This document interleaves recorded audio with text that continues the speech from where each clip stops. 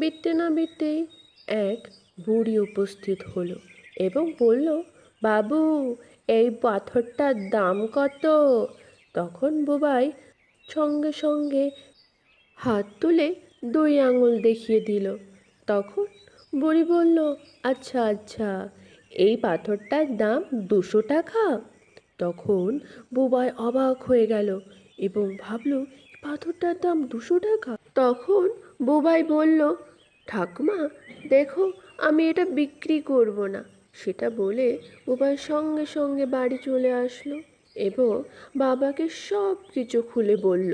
বুবাইয়ের বাবা সব কিছু শুনে বলল, বুবাই, দেখ, এবার তুই একটা স্বর্ণকারের দোকানে যাবি এবং এবারও কেউ যদি এই পাথরটিকে দেখে বলে এর দাম কত, তুই সেই আগের মতোই করবি।